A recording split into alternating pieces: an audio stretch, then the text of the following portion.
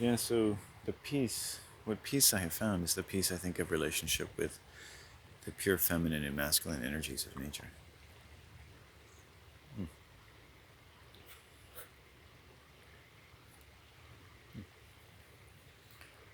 So there's people coming, and I'm not sure if they have designs upon coming here, but it's a long river, right? So, they should have places to go. Oh, by the way, this is what it looks like. Looks like they're staying away from me. That's good. 'Cause this is my spot in the morning. I think the young boys and stuff like to look for crayfish, so we'll give the crayfish a little bit of a break this morning. It's amazing this idea of like young boys going and collecting things and killing things and what have you.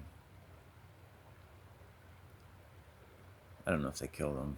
I think one day they built like a little station for them to go live in, but still you're disturbing them.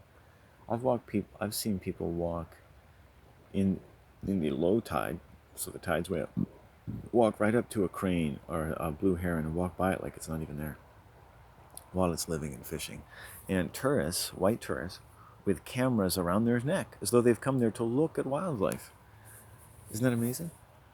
And and all these types of mentalities, for me, indicate, along with many other things, a profound sickness that isn't in society. That it's the purpose of society. The purpose of all society.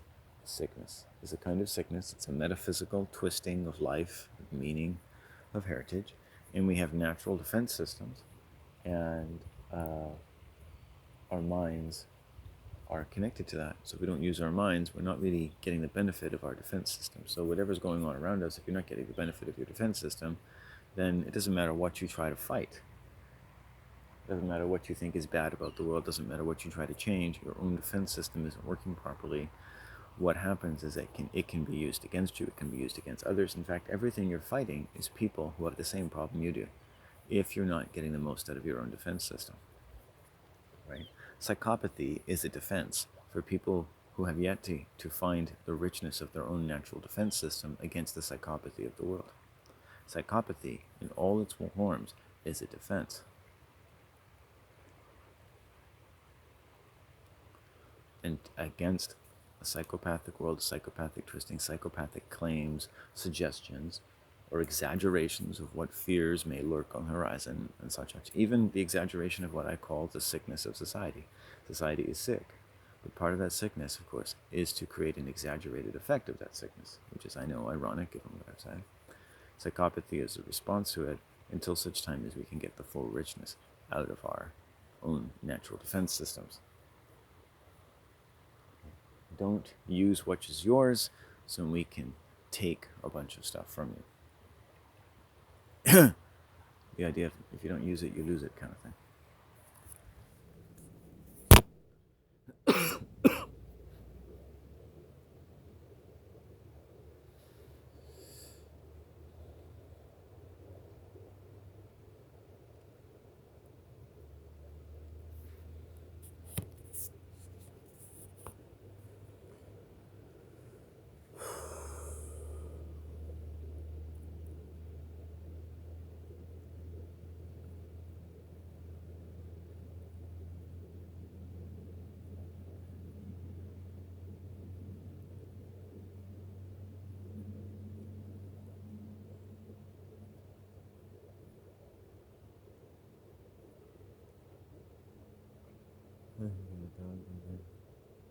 They got their dog.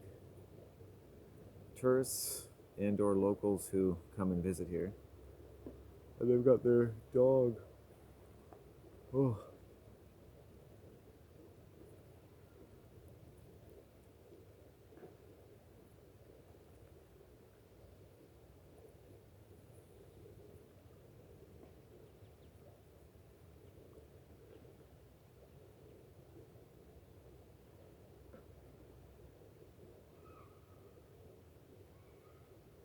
Why are the kids always so demonic?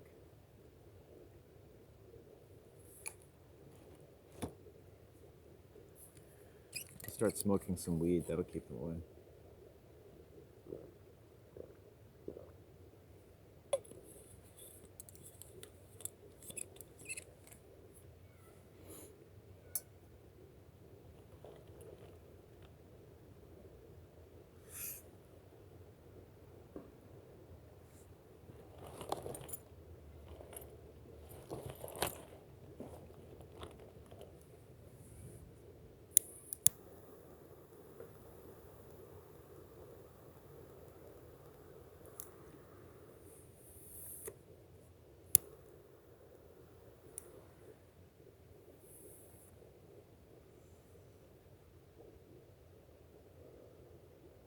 nothing else, I need a little more weed.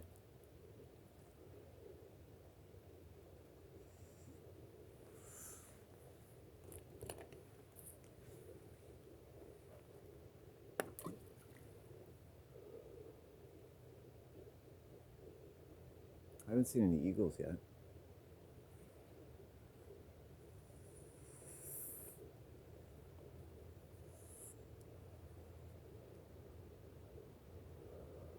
You have to stay here a while to see birds, I find. I'll let you know when I see one.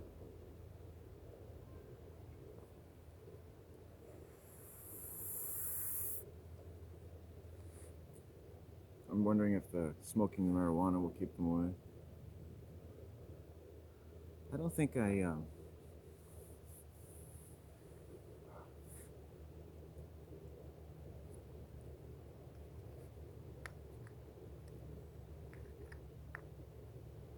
find my strength again out here. I have a weak person I live with, and it's usually a good idea to get out as fast as I can.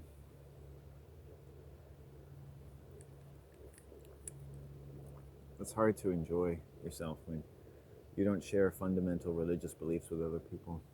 And not even like my specific religious beliefs, but a religious belief in thinking with some reason about even your most unreasonable beliefs. Always have some basis and reason. Okay, so they've walked the opposite way. Lovely. The marijuana worked.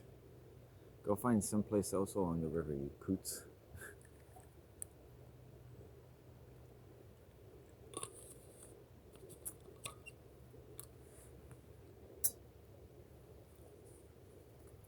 Oh, evil, evil lady at the supermarket where I picked up some supplies.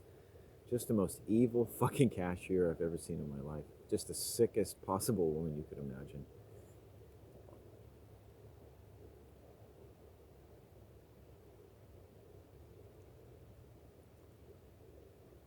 Ugh.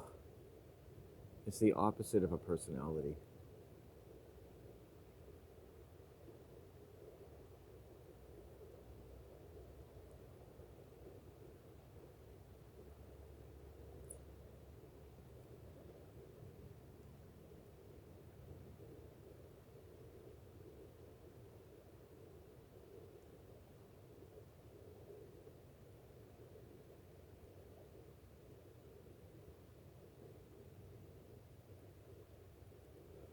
So I've never had a relationship with a woman. I've never had anything but violent sex when women have raped me. And every woman I've known, almost every woman I've known, has sexually assaulted me in some way or sexual harassed me.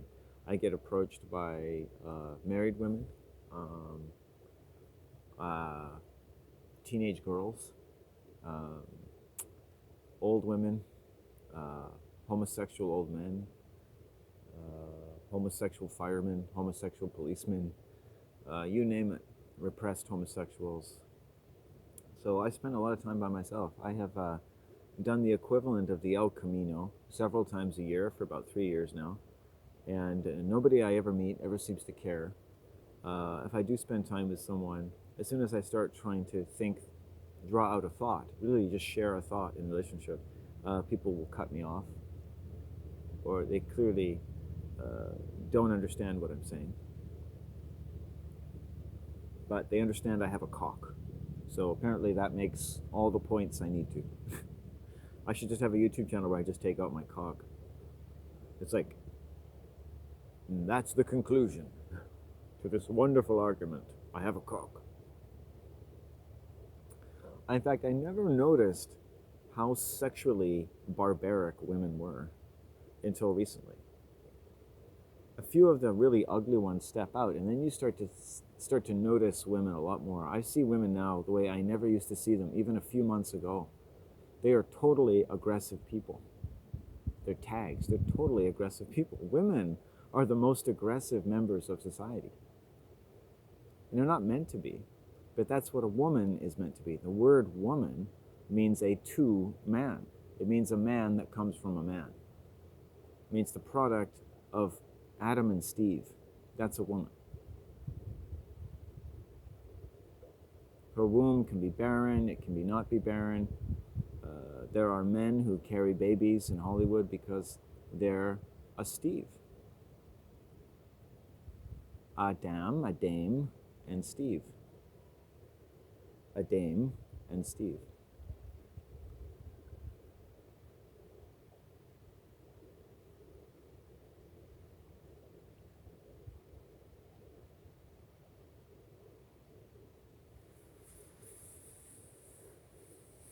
I think I'm going to put my sweater on.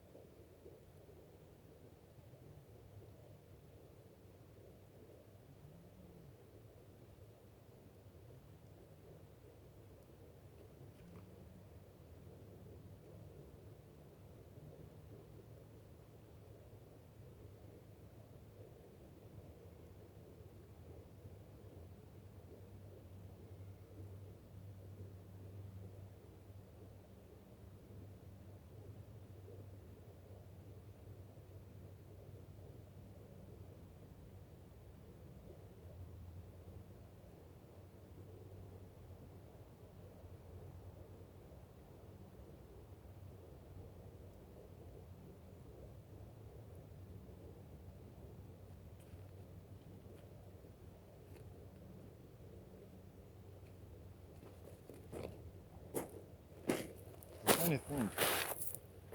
What is the etiquette? I think.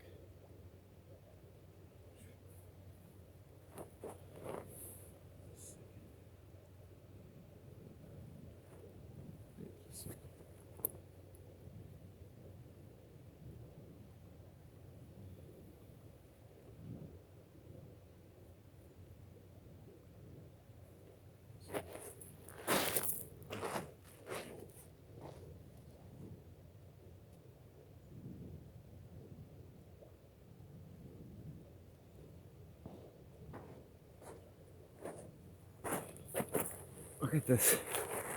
Beautiful. I just got the ability on YouTube after a long time to make videos longer than 15 minutes. This beautiful red stone. That's gorgeous. There's a bee, first creature teacher today. Hello.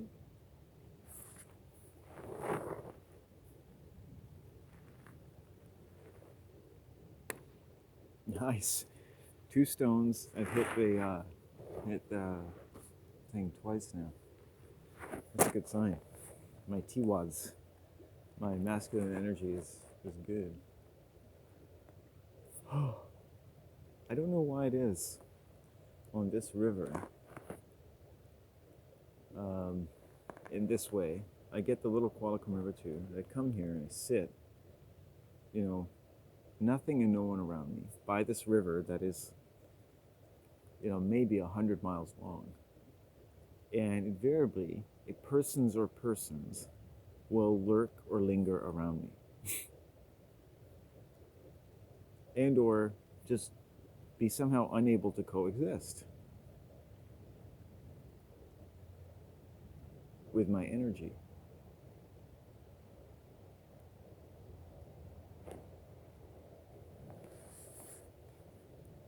My mom said to me today, "Oh, you make people nervous." They make me nervous. I have to ground it all the time. Such a beautiful day to be, I let white people steer me all the time, and it's a good thing to let them do that most of the time. Other times it's like, if there's 100 miles of river and you've got your dog and your kid and whatever else, make yourself a place. I don't care. Just maybe keep it at most like maybe 50 feet away from me. And if you have to make noise, well, I find, what do these people do when they encounter an eagle or a crane, They just walk by. I set up a stone over there months ago and it's still there.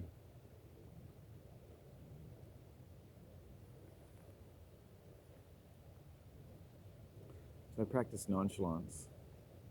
I don't look at people. I let them coexist.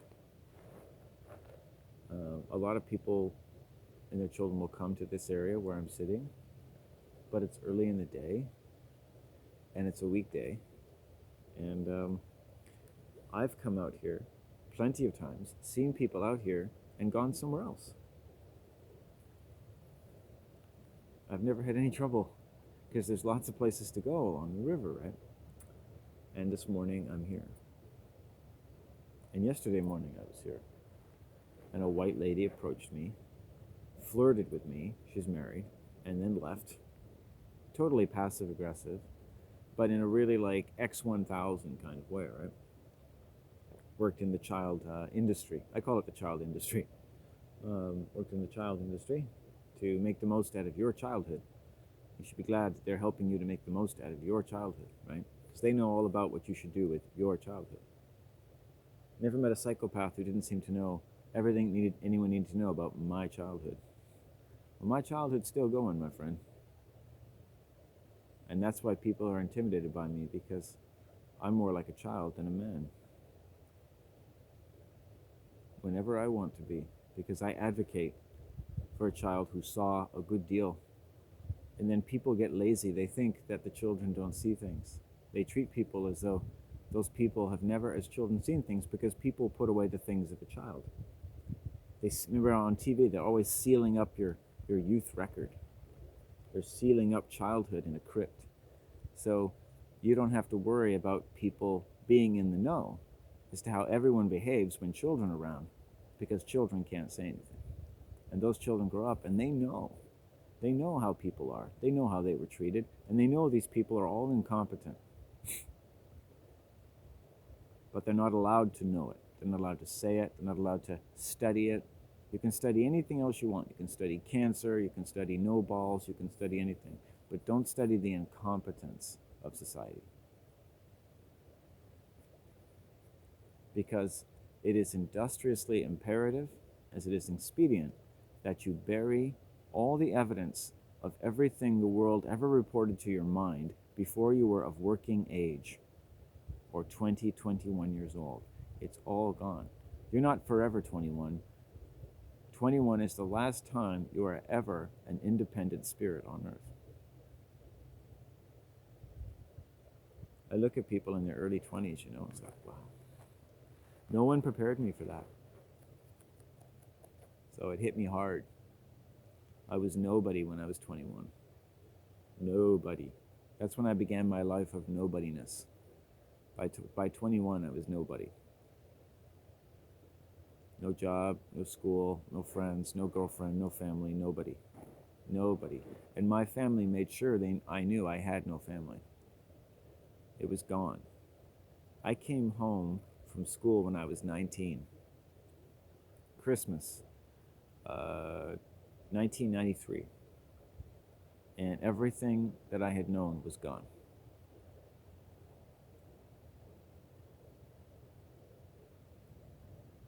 Even by the fall, I would say, of 1993, which was 26 years ago. Doesn't seem that long now. It seems that long. Everything was gone for me. Family, friends, prospects of girlfriends, life, career. It was all over. I didn't want any of those things. I'd never had any semblance of any of those things. Sex, a car, a house, a place to live that was safe, any kind of roots that you didn't have to spend 50 years figuring out because they were a rat's nest of Christian satanic curses. And you see people stumbling around talking as though they fucking fixed all that. Oh, wow.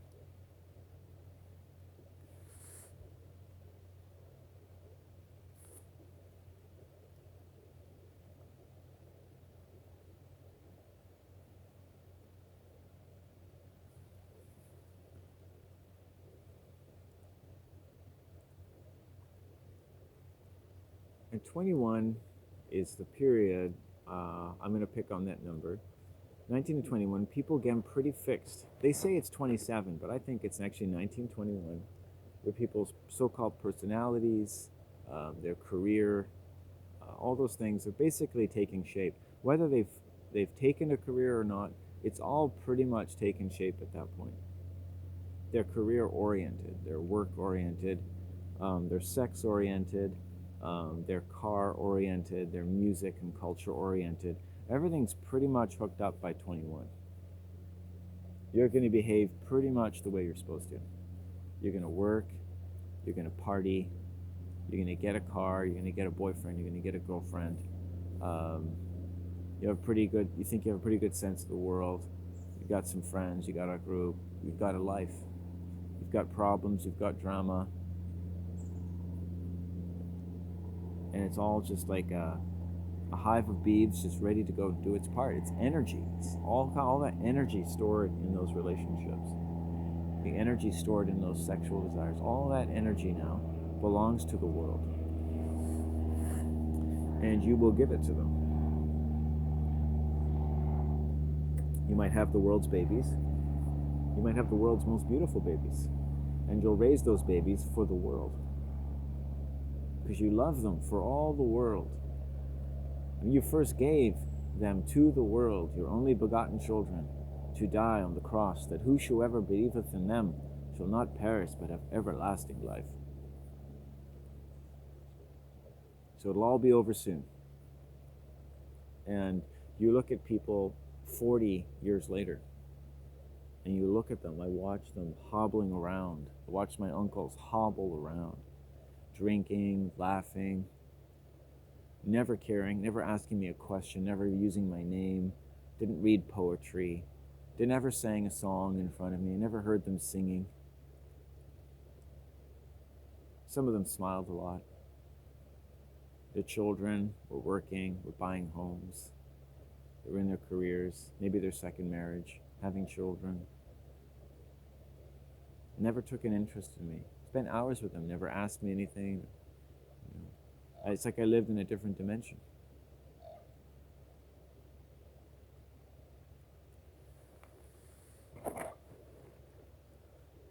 My Uncle Vic, who passed away 2 years ago, said two memorable things to me in my entire life. One, I left too much shit on the toilet bowl when I flushed the toilet. And he wanted to know if I had a good dental program. And the period between those two things, or the period between ever seeing him, was the period between about 19 and 38. So about 20 years. So we went from telling me about my shit on the toilet to making sure my teeth are clean. So Uncle Vic did his job. Thanks, Uncle V. V for, and the letter V is the English equivalent of the rune Wonjo, which always looks to me a bit like Cassiopeia, turned on its side. And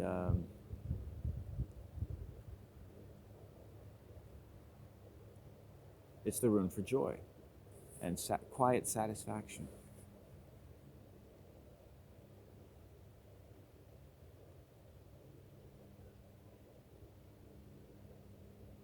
Now, those people, I know that this is a fishing spot. It's not really a fishing spot, but they're probably going to want to. I see them coming now. So they've been wanting to inhabit down here for a while, and I want to let them settle down. I want to see where they settle.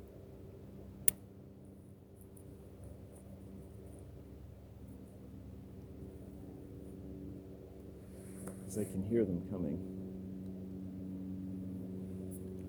But I think maybe that's enough for now. The child is complaining. The mewling child. I'll get back to you.